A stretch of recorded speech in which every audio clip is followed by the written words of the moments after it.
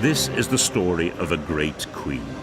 Keeping alive a tradition of ocean-going giants, Cunard are building their newest superliner. She's being constructed in record time in a shipyard in Italy, much faster than the legendary Cunardas of the 1930s, built on the Clyde. This is the fastest ship that we have done up to now in 6 months. Honestly speaking, it is a challenge for us. Just 6 months after her keel was laid, the new Queen Elizabeth has been floated out of dry dock and prepared for fitting out. It's January 2010.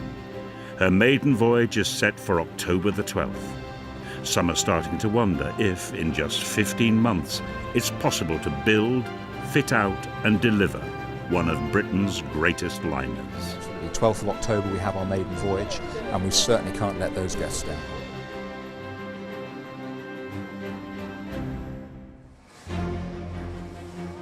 In a shipyard near Venice, Cunard's newest superliner, Queen Elizabeth, is just 9 weeks away from delivery to Southampton, the company's home port.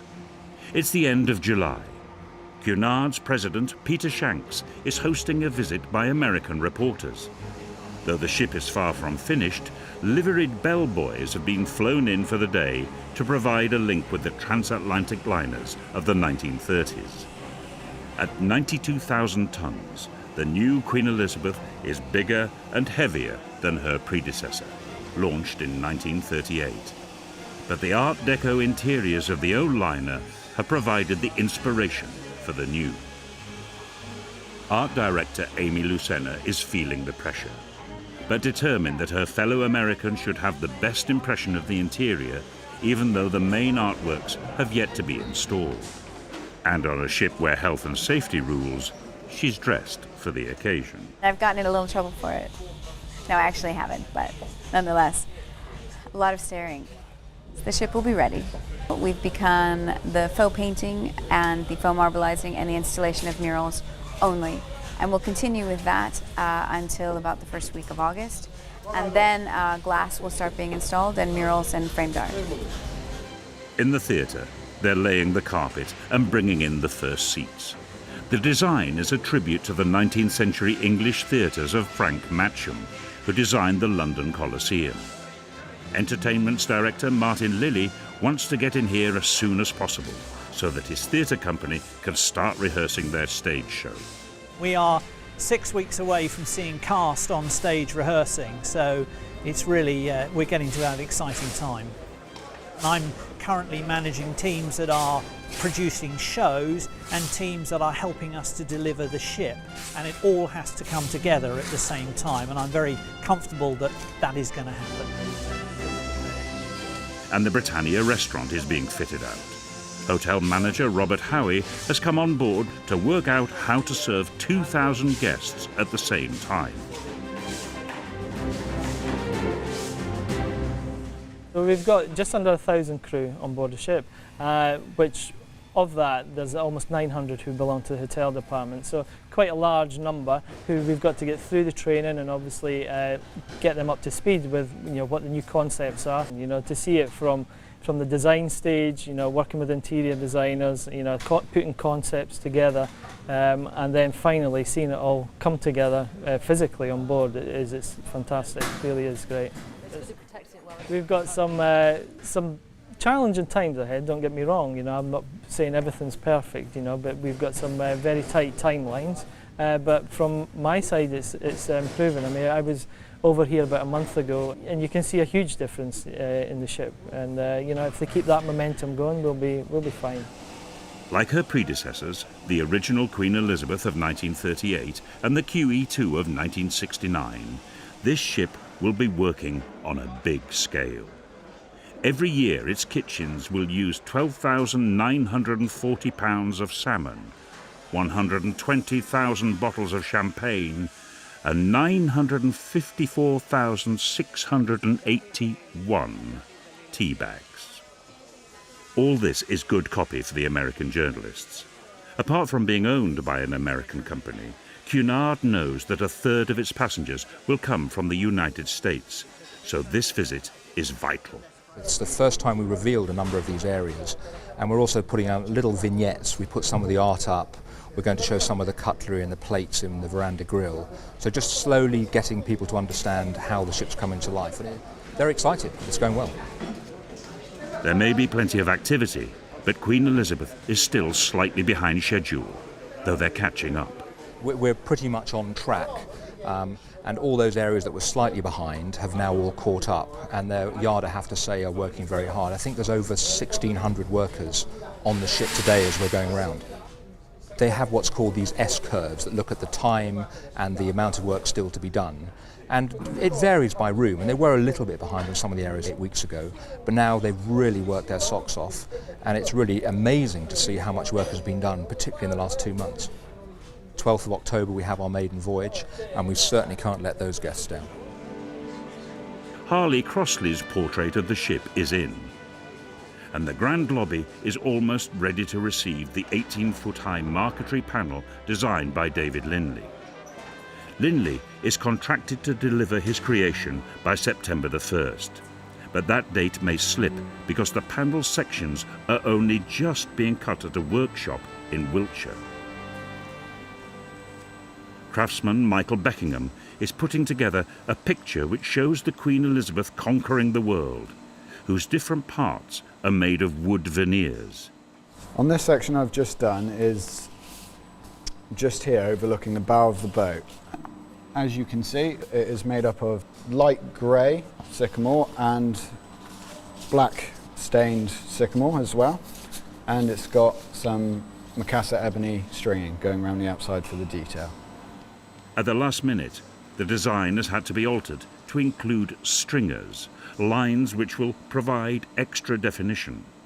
This stringing wasn't in the original plans at first. It was just butted together through the actual laser cut, but it didn't quite show up when you stood further back, so this has had to be quickly redesigned to show up more detail. As you can see, it's all sort of starting to come together as each piece goes in. You can actually see, well, start to see the actual image itself. But working on such a big piece of art brings its own challenges. I'm having to kneel on these foam pads so I don't damage the actual face, as this is the side that the passengers will be able to actually see. This is the biggest panel I've ever worked on. I can't actually say I've got on the actual table itself to put in any pieces or do anything to it, so this is a first for me. The whole lot has been an interesting experience. Linley is mixing traditional skills with high technology. When the computerized laser cutter has done its job and Michael Beckingham has assembled all the pieces, the panel will be glued, heated and pressed and left for 24 hours to set. David Linley is not the only British artist racing to finish a contribution to the interior of the new Cunarder.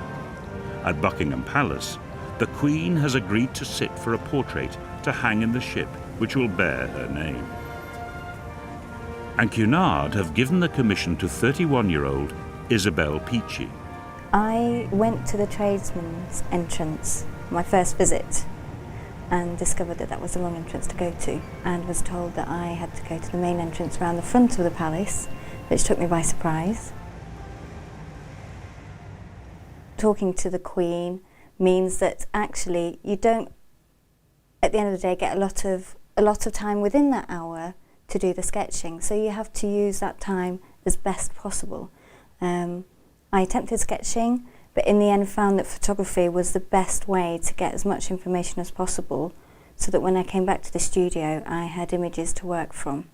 Cunard gave me ideas. They wanted the Queen in a relaxed setting, 3/4 length portrait, in a chair with jewels, evening dress, and possibly with a fireplace. So in a way I was directed, which means that I had a better idea of what kind of portrait they would like. Isabel Peach's portrait of the Queen will hang in the Grand Lobby. It will be the first piece of art passengers see when they come aboard.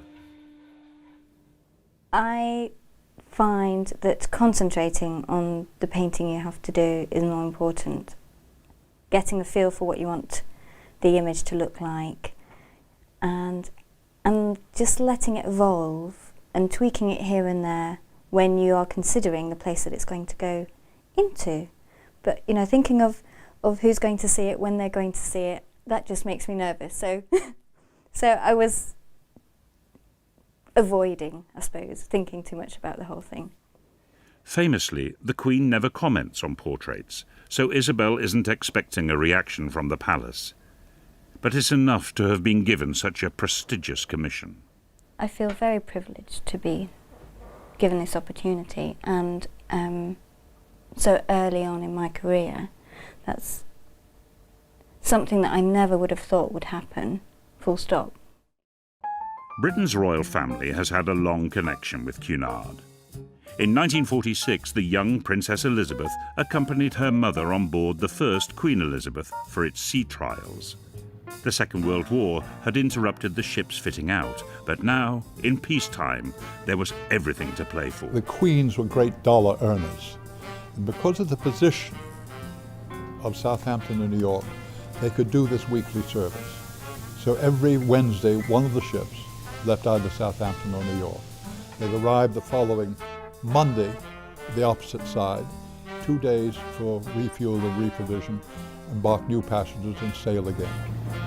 Because they were earning so many dollars, they were making money. I was in England until 1947, and when you boarded the ship on the Queen Mary or the Queen Elizabeth, there were suddenly things you hadn't seen in Britain for a long time, like white bread, all the butter you wanted, not margarine. So these were immensely successful ships, fast, smart, beautifully run, and delivered on a weekly mail service.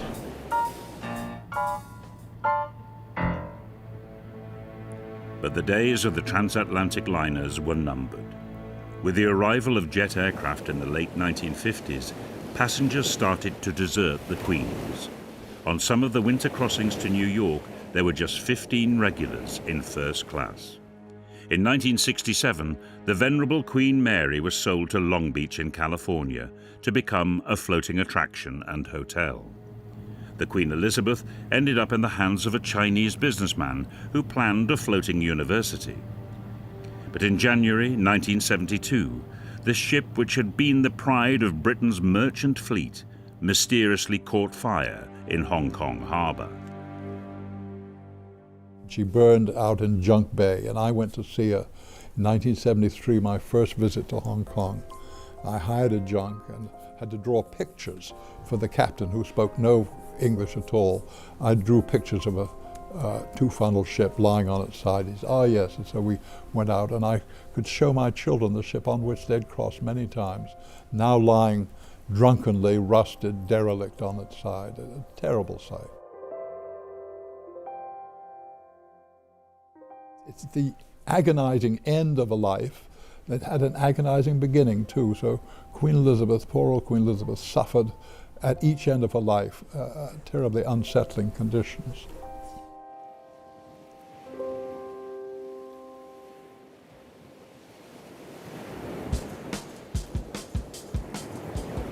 Cunard commissioned a new ship for a new age.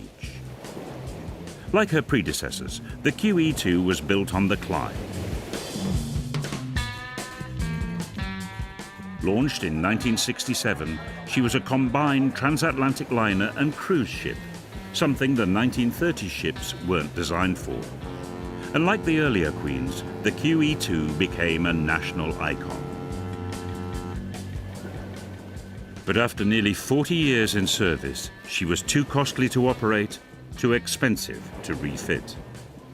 By the time Cunard retired her in 2008, the company had built two new superliners, Queen Mary II and Queen Victoria, but they really needed a third. And in 9 weeks, they will have it. First, though, The Queen Elizabeth must be tested at sea, and for that she's joined by her captain, Chris Wells. Though the ship is still under the control of Fincantieri, it's vital that Captain Wells is here to observe the sea trials, which include tests on the electronic systems under power, the stabilizers and the engines. You're always going to be comparing it to what has gone before, previous versions, maybe the QE2, the Queen Mary 2, and obviously Queen Victoria.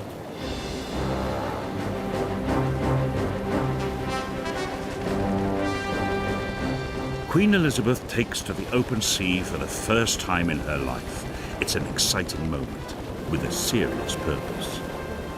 Not only will this huge ship be rolled to 35 degrees to ensure that she won't capsize, she'll also be required to undertake an endurance test in which the engines must run at 100% power. That endurance test consists of 8 continuous hours running at sea with everything running, and nobody is allowed to get involved in the operation of the ship. It runs on its own for 8 hours complete. For the endurance test in particular, we were running all 6 diesel generators. This ship, we don't need to run all 6. 5, it will give us enough power to provide the maximum rated power into the propulsion motors. They're rated at 17.6 megawatts each.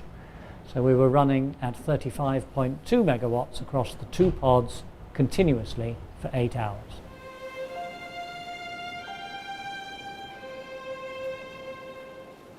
The Queen Elizabeth completes her sea trials off the Italian coast and passes the tests with flying colours.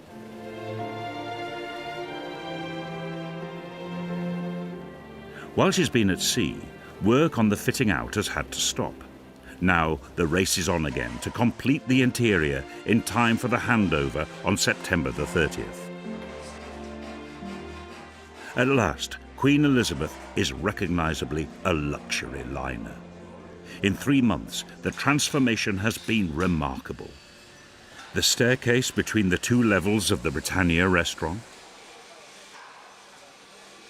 the restaurant itself, the Royal Court Theatre, and the grand lobby. For so long a mass of scaffolding, but now the very heart of the ship, complete with David Lindley's marquetry panel. The winning entry in the national competition, Peter Simpson's sculpture, is in place, so the art installations are almost complete. That I will unveil the portrait. All that remains is Isabel Peach's portrait of the Queen, which is unveiled in London at the end of September. It will be added to the ship when it reaches Southampton in 10 days' time. The end is in sight.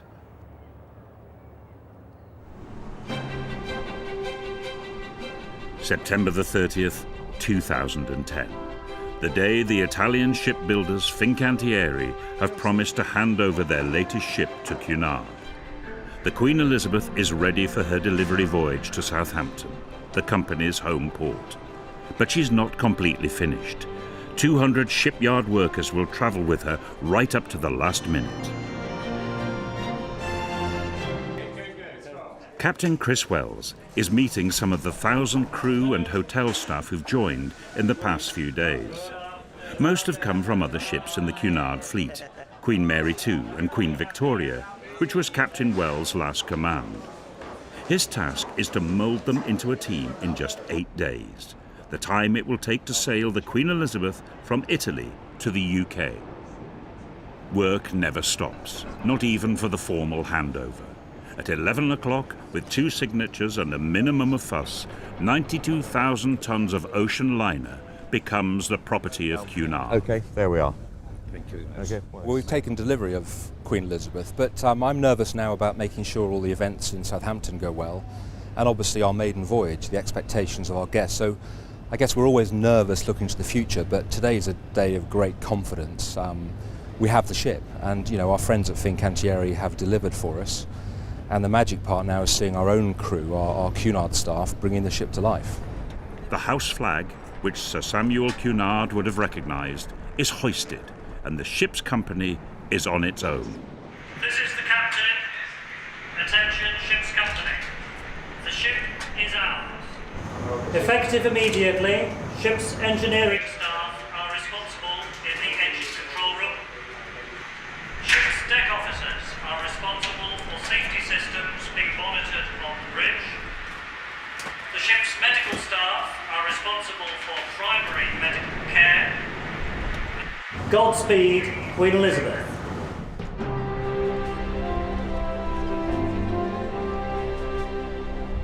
After 15 months, Queen Elizabeth is leaving on time, exactly as the shipyard promised.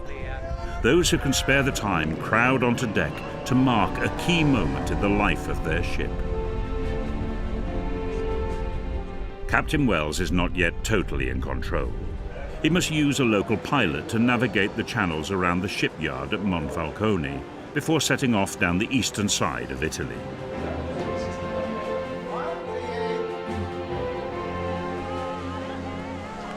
The delivery voyage is a test in itself. The first time Queen Elizabeth's engines will have been run continuously for 8 days. She'll steer a course through the Adriatic, past Sicily, along the coast of North Africa, through the Strait of Gibraltar and up the Bay of Biscay. Fincantieri's workers must be allocated cabins. Places have to be found for their tools, and they'll need 3 meals a day. If they complete their tasks, they'll get off in Spain when the ship stops briefly at Algeciras. If not, they'll carry on to Southampton, where the ship will arrive just 3 days before her naming by the Queen to become the newest addition to Britain's merchant fleet. We are British. We're proud to be British, and we take Britishness with us wherever we go. Having said that, we have a very international ship's company. We have 50 different nationalities working on board, and we have a huge advantage. 85% of our ship's company are already true Cunarders, so we get off to an absolutely flying start.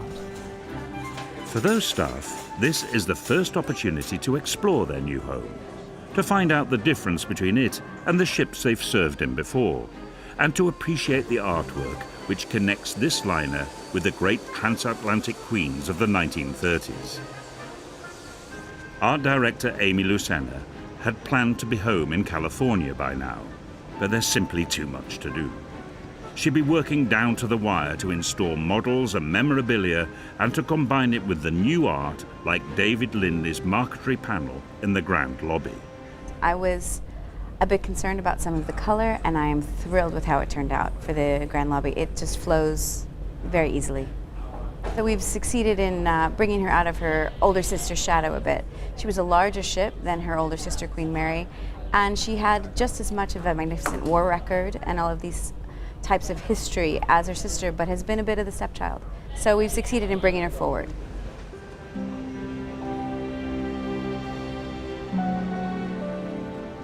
I think there's a very cohesive thread throughout the entire ship between the beautiful glass and the marble and the furnishings and the lighting, and there's really a strong Art Deco thread through the entire ship, which is what we were looking for, to kind of bring that golden age of cruising back to life.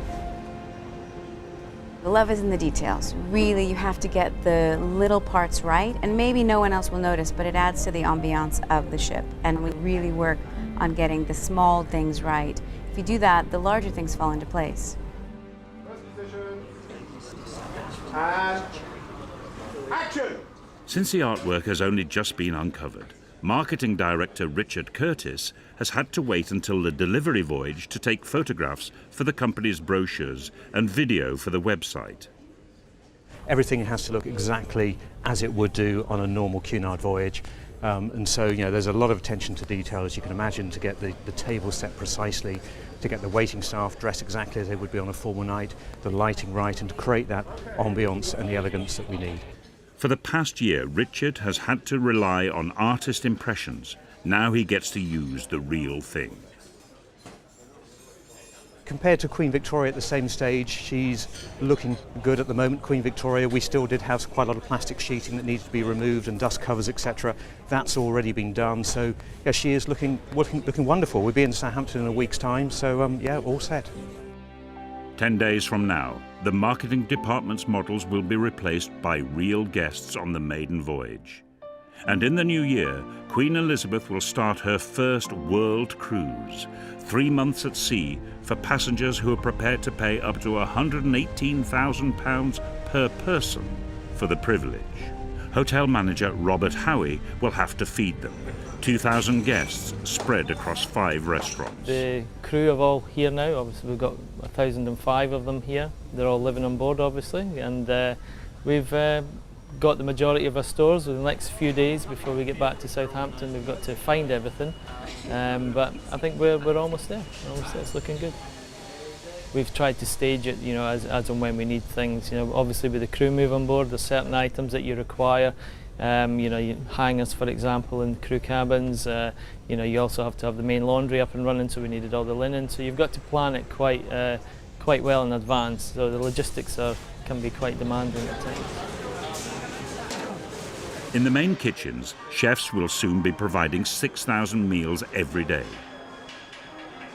Meanwhile, they're trying out their menus on 200 Italian shipyard workers who are being introduced to roast beef, bread and butter pudding, and treacle sponge. Queen Elizabeth rounds the southern tip of Italy and takes the Strait of Messina past Sicily. At the beginning of October, it's calm in the Mediterranean, which makes the job of preparing this ship much easier for crew and staff. In the Queen's room, they're rehearsing the dance sequences for the nightly cabaret.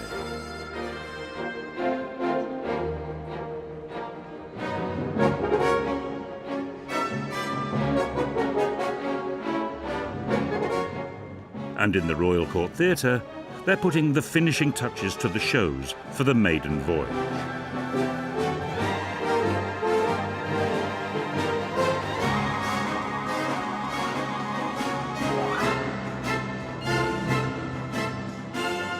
We've got 13 different elements of production show which will be featured on board Queen Elizabeth. They will vary between 7 minutes and a full 55 minutes, but all of those set pieces have to live together. So our production team is spending as much time rehearsing on stage, backstage, to ensure they can logistically get all the pieces in the right order, in the right place, and look after them as well.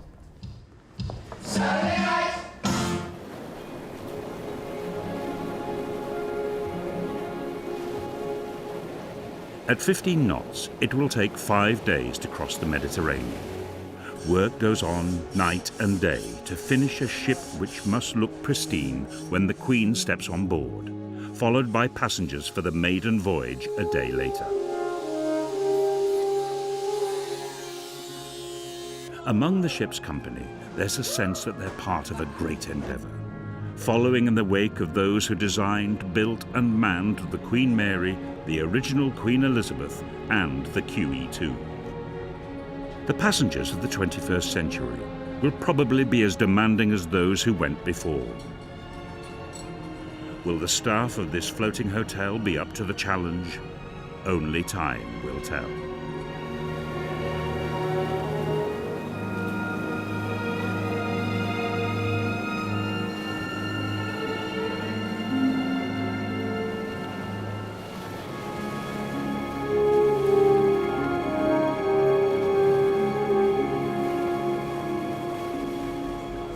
In the Veranda restaurant, staff are unpacking knives and forks and setting tables. Passengers who ate in the original Veranda on the first Queen Elizabeth were offered turtle soup with sherry and calf's head.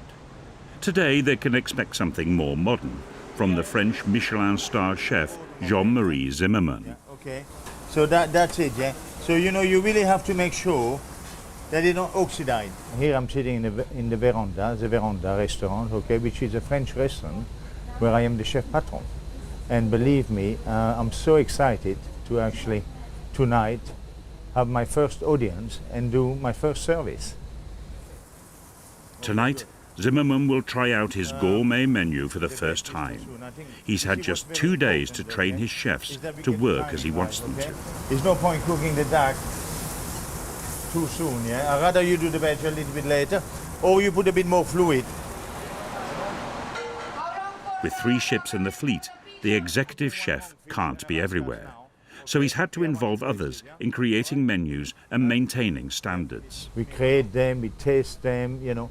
I'm the one who sources the products around the world and so forth, but when it comes together, they are there with me, cooking, tasting, you know. We repeat that several times before we get it right. You know, it's like an artist. I mean, it's never such thing where you say, okay, bingo, it's going to be good the first time. No, because it has to come together, the combination has to be right, you know, the cooking process, the technique, the timing, and of course the taste. It's a nice color, yeah?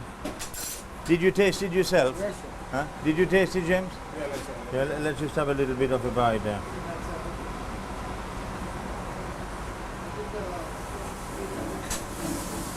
Oh my God. That is amazing. Honestly, it's fantastic. Presentation is very important. But for me, in order for people to come back into a restaurant, it is the taste. You have to remember that taste and say, well, I want to go back and eat this. That's really the secret. Some of the Cunard staff have been chosen as guinea pigs. On the delivery voyage, this is one of the most coveted invitations. 4 days into the trip from Italy to England, Queen Elizabeth faces another first: heavy seas. Off the Algerian coast, the wind freshens, and 200 Fincantieri workers discover that being at sea in one of their ships can be very different from being in a dry dock. The new Cunarder faces up to the westerly winds as she heads for southern Spain, and the ship's company holds its breath. How will the ship perform in rough seas? In the engine room, Chief Engineer Colin Black wants to see how the engines and the azipods, the steerable propellers, perform in these challenging conditions. The engines, the azipods, stabilisers, steering, everything was fantastic, really. The first time we got our hands on it was when the company paid for the ship, and that was on the last day, on the day we sailed from the yard. And it was such a pleasure and proud moment to walk into the ACR, and Cunard engineers took control of the ship without asking any engineer from Fincantieri on how we start any systems. We just walked straight in, we took charge of the ship, and we've been operating the ship since we left at Monfalcone on the 30th of September. The Mediterranean settles down, but the Bay of Biscay lies ahead before the ship reaches British waters. Queen Elizabeth is starting to feel like a fully functioning passenger liner. There's time for a family photograph. There certainly won't be time for one when she's in service. And thoughts turn to the arrival in Southampton. That's going to be a very exciting moment. The Cunard Line have been running their transatlantic liners in particular out of Southampton since before the Second World War. Both Queen Elizabeth and Queen Mary ran from Southampton to New York. It is Southampton that is marked, painted, stenciled on the stern, the transom of this magnificent vessel. And so we have a great affinity with the city and a great history going back all those years. Work doesn't stop. Queen Elizabeth pauses in Spain to take on supplies, then hurries north. And by October the 8th, Cunard's newest liner is entering Britain's western approaches. She's complete, on time, and ready for a right royal welcome.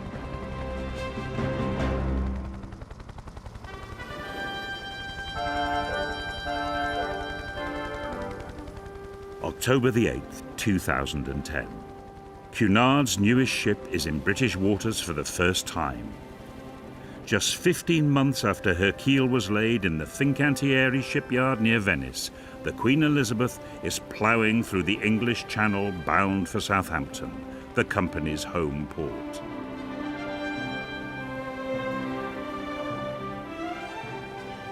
Southampton docks are quiet today, a far cry from their heyday in the 40s and 50s, when they saw the world come and go every day. Whether it was Union Castle ships linking Britain with the remains of empire, or the Queen Mary and Queen Elizabeth running their weekly shuttle to New York, Southampton never slept. Boat trains arrived hourly from London. It seemed that every family in this city had a connection with the sea.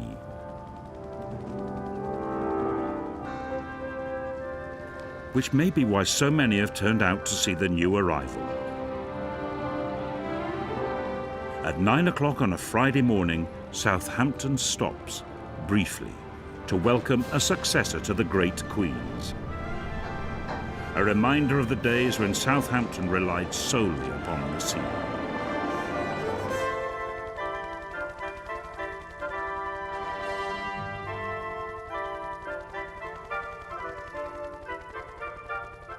It's 3 days before this ship will be named by the Queen. Cunard are using the weekend to show the Queen Elizabeth to travel agents, tour operators, and its favoured guests, the people who are likely to be their greatest critics. Captain Wells knows that some of them will have to be persuaded to break their allegiance to other ships in the Cunard fleet. And the company have invited the artists who've contributed to the interior design to come on board. Harley Crossley is seeing his painting in situ for the first time. As an artist, you always try and do the best you possibly can, but at the end of the day, sometimes you look at your painting and you think, oh, I don't know, it's not quite as good as I expected, but this is better than I expected. I'm delighted with it. Upstairs in the Commodore Club, Robert Lloyd gets to inspect the huge mural of Cunard's 3 ships meeting in Southampton in 2008. When you see a painting, as you saw in the studio, when it's basically just pasted on the wall, it's not sort of finished, it's not framed. So here, it's framed, it looks like you're looking through a window. I just think it looks lovely and just fantastic. Yeah. I'm sort of lost for words, to be honest with you. One painting is missing.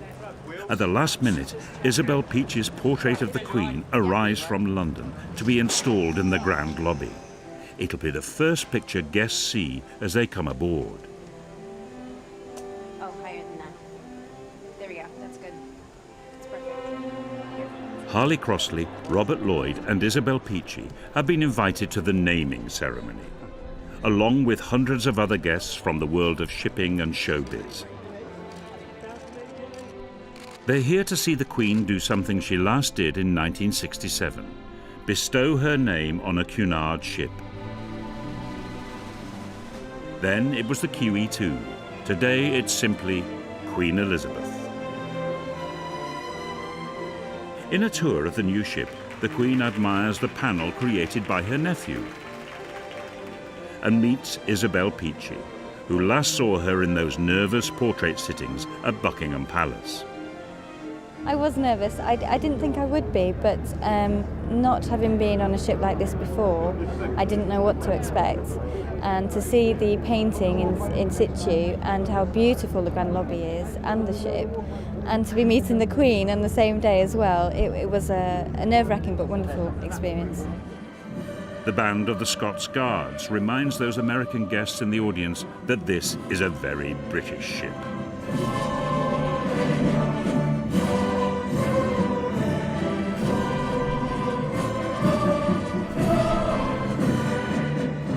And Peter Shanks, Cunard's president, reminds the Queen of her long involvement with the company.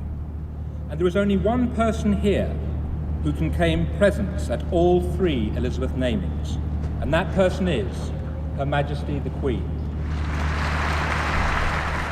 And then, 464 days after the keel laying, Queen Elizabeth is officially christened. I name this ship Queen Elizabeth. May God bless her and all who sail in her. The great endeavour of designing, building, fitting out, delivering and naming a 92,000-ton ocean-going liner is over. Now the real work begins. 3 cheers for Her Majesty the Queen. Hip hip, hooray! Hip hip, hooray! Hip hip, hooray!